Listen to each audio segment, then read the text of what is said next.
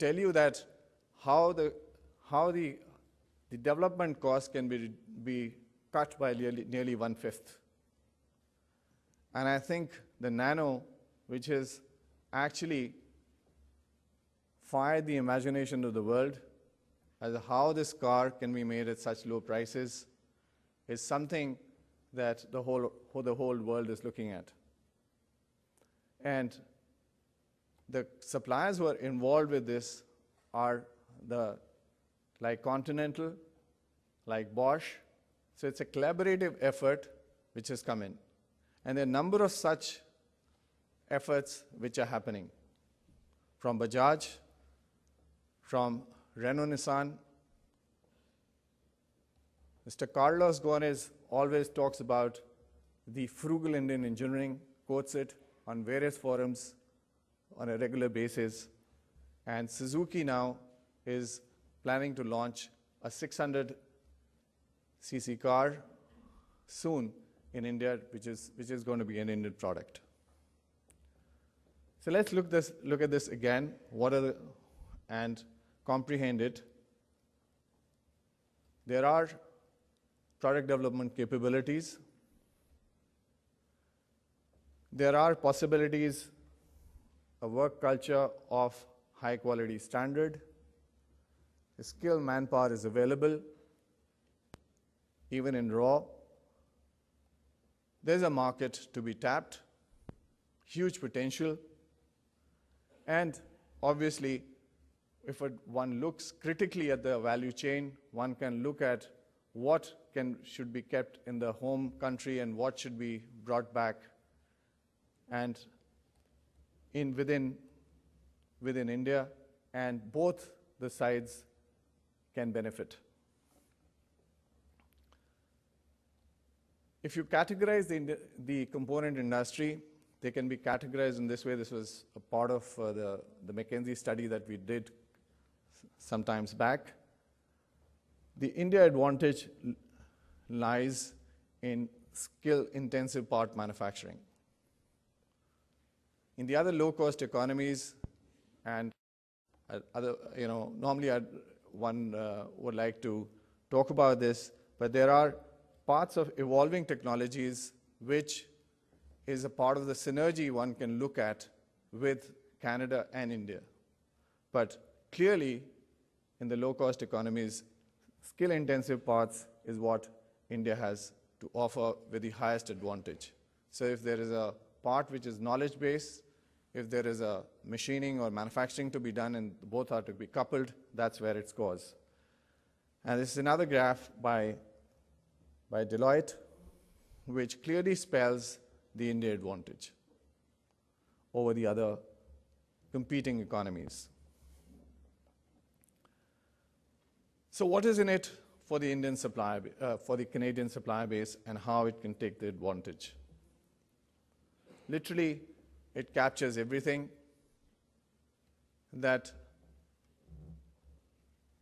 the domain knowledge, the technology which exists in Canada can be synergized with what is available as manufacturing skills and the process technology which is available in the country.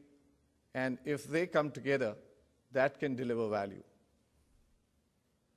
So if this is, in this given situation, one is looking for how to make this a better or a more prosperous kind of a business model within the company, I think one needs to have a closer look at India, at the key advantages that one has to offer. So how do you get there? Now, I'll not like to talk about the managerial issues, which are very clearly there. You have to manage things right.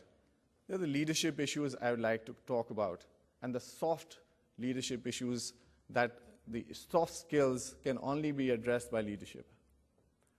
You have to have the hunger and the desire to move things forward within the given situation, within the challenge. And the leadership has to critically show that way. And in any given situation, the relationships, because India is a very old culture, it has its own set of nuances, it has its own set of pluses. The leadership needs to look at it very closely. And I can close, very with a impromptu example. I have my partner sitting right here in Mr. Friedemann Strasser, who made it his mission to make a success of our joint venture. He was there in India for 24 hours, even at times. He's here today just to listen to me. I don't know why, Friedemann, but you're here, so thanks. But that's what the commitment of the leadership to make a success. If that commitment is there, then I don't think that any such venture can fail. There are obviously the anti-strategies for this, and the various pros and cons. I'm not going to go into the details. These are just, checklists which can be supplied by any of the management consultants, and they're not this literally not rocket science. But this is also one can look at the investments. Today, the Indian auto component industry is mature enough to look for investments back here. They're looking for acquisitions. They're looking for combined investments in the whole value chain. So all that is a possibility. So this is where one needs to look at. And finally, about the Auto Component Manufacturers Association that I represent as a past president, and also as still chairing the Globalization Committee, that we promote the Indian component industry around the world.